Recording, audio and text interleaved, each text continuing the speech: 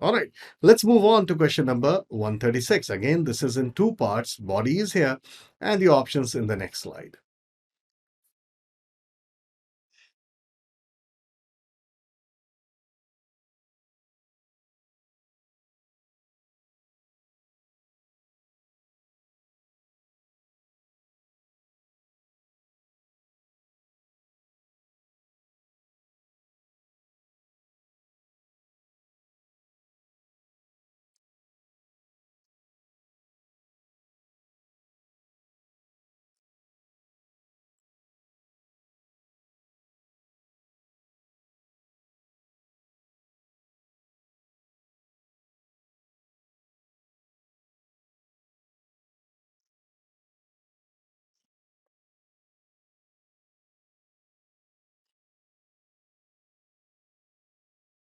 And the correct answer is D. Notify the Project Management Office, PMO. Now, basically, why we have chosen this? Because let's look at the situation here.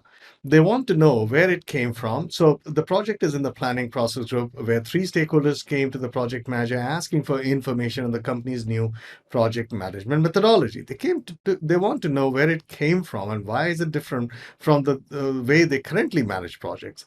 These stakeholders are also friends of the project manager, and the entire group has worked together for years. The project is using some new terms like corrective action that are making some stakeholders nervous, and they are unsure whether the way the project will be managed is going to change along with the new terms, right? So they're saying, hey, what are these fancy new terms, and are we going to have more of these? So, who's the body which is responsible for project management practices? And well, that is Project Management Office. Now, if you look at the other options, A, make sure she maintains her authority as the project, well, that doesn't make any sense. This is not about authority, it is about the fear of the stakeholders. B, advise the stakeholders that she will keep them in the communication loop for the project. How's that going to help? That is not going to change the fear that there'll be too many other project management new terms which they are not aware of. So, just communicating to them is pandering to their fear, not elevating them. So, C, supply a list of new terms for the definitions. Well, that's one way to do it. I mean, it's not a bad thing to do, but I think it's better to notify the project management office, which can then look at ways to, conduct exercises, provide some documentation, provide some kind of an assistance to these stakeholders. So PMO is a custodian for project management practices, for trainings, for all these kind of things, for guidance, right? Connected to project management across the organization, right? So that is why D is the best answer. All right, let's move on to question number 137.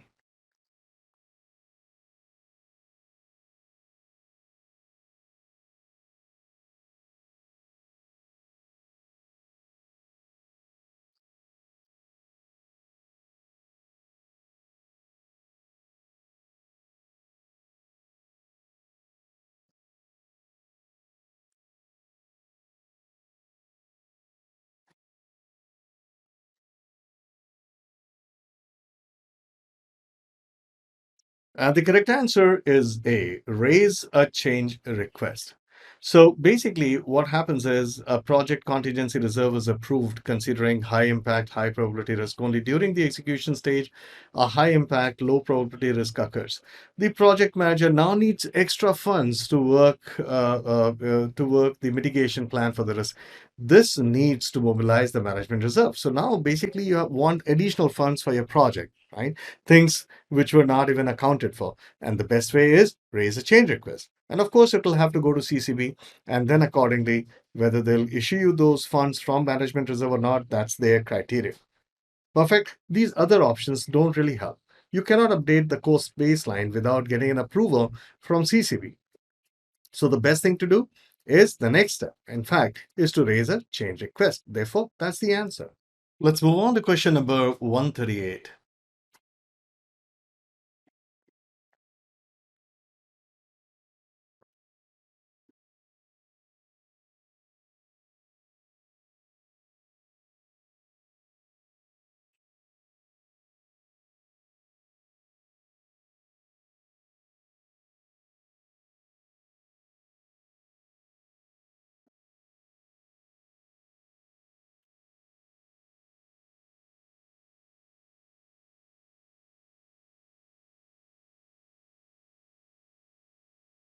And the correct answer is define activities. You see, basically what happens if you look at the process called define activities, it takes the work packages, basically the scope baseline as an input, and decomposes it. It uses a tool and technique called decomposition and then produces three major deliverables, outputs basically. And those are list of all possible activities, activity attributes, and milestone list, right? Three things, right? Of which we are talking about activity list and milestone list, and they're created in the process defined activities. It's a E2 thing, right?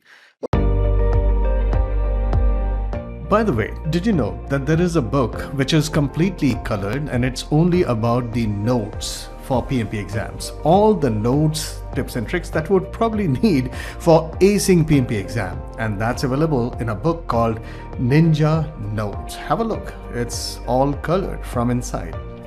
All right, where do you find this? Ninja Notes for PMP 2021? Well, let's go to Amazon.com. Pass Notes, right? That's it. Read and Pass Notes. That's my publication. And you have a few other books, and this is the book that I'm talking about.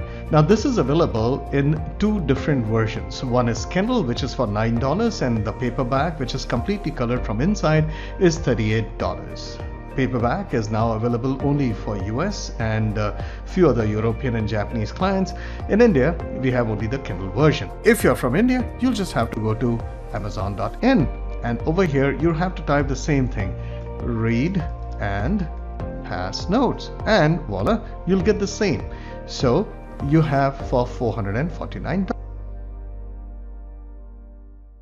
Okay, let's move on to question number 139.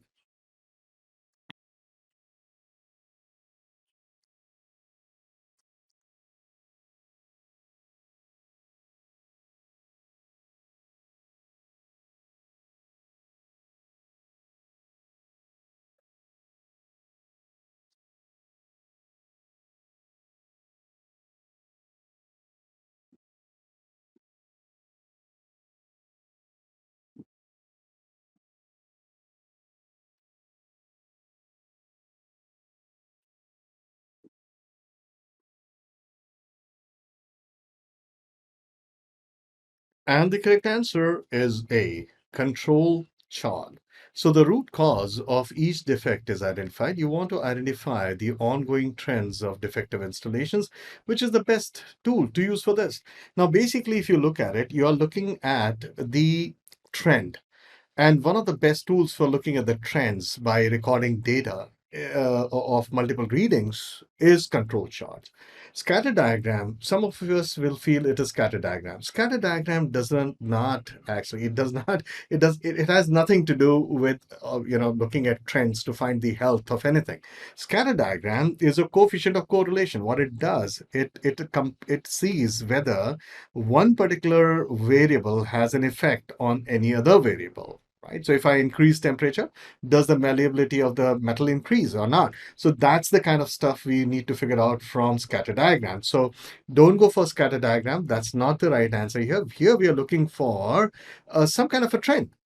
For defective installations or whatever, which actually tells us the health or what might happen in future. And from among the options provided, control chart is the correct answer. Fishbone diagram is cause and effect diagram.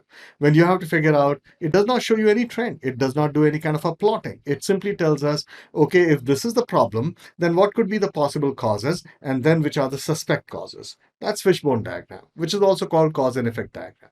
Pareto chart is a prioritization things. For example, you've got hundreds of issues raised by somebody or hundreds of defects.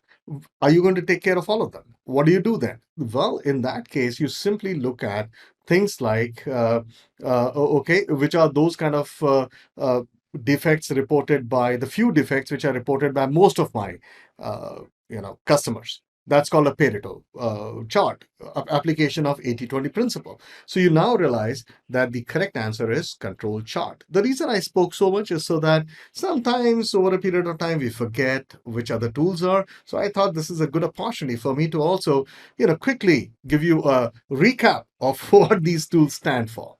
All right. So this will also give you an idea that when you try and answer this question, what are the thoughts that should be going on in your mind when you're answering such questions? All right. Let's move on to question number 140.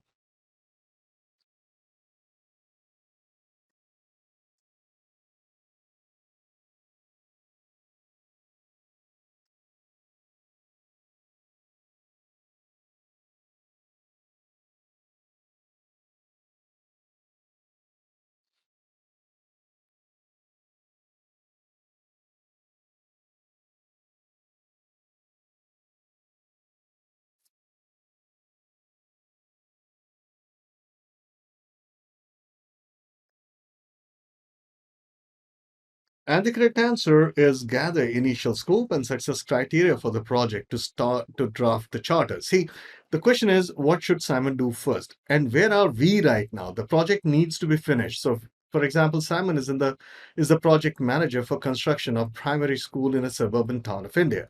The project needs to be finished in a very tight timeline since the funding of the project is linked to the state elections. The sponsor of the project wants to kick off the project immediately. What should Simon do first? Well, you can arrange for the funding of the project. You can go for B, start working on the project schedule. We can say other option says meet with the electrical board to understand why construction. Yeah. So none of them will actually help when you talk about, okay, we have to start. Now, the first thing that we need to do is gather initial scope and success criteria for the project to draft the charter. So the question is, what should Simon do first? And here we don't really know where the project is at this point of time. Okay. Now, this question is a bit tricky. First of all, we don't know where the project is at this point of time, right? Has it finished initiation phase? Has it gone into planning? We don't know that, right? In most cases, I think it is, you can assume that it is in the initiation stage. All right.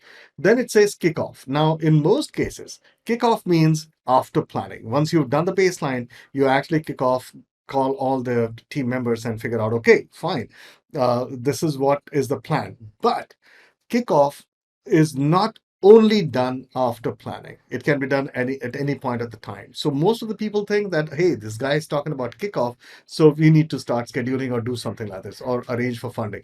So that's wrong, right? So kickoff can happen at any point of time. This is the reason why this question is a bit tricky, right? And if you look at it from the way it seems that the project is an initiation because they're talking about an idea and this is what has to be done because there's no other information about where they are in the project. So to be on the safe side, the best answer is, okay, gather initial scope and success criteria for the project to draft the charter. So you create a proper charter, you would then know all the constraints, and then you'll take the next steps. Funding will also happen at a particular point of time.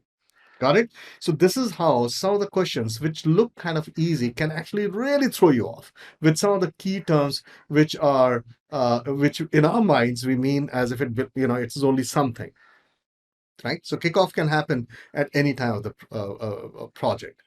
All right.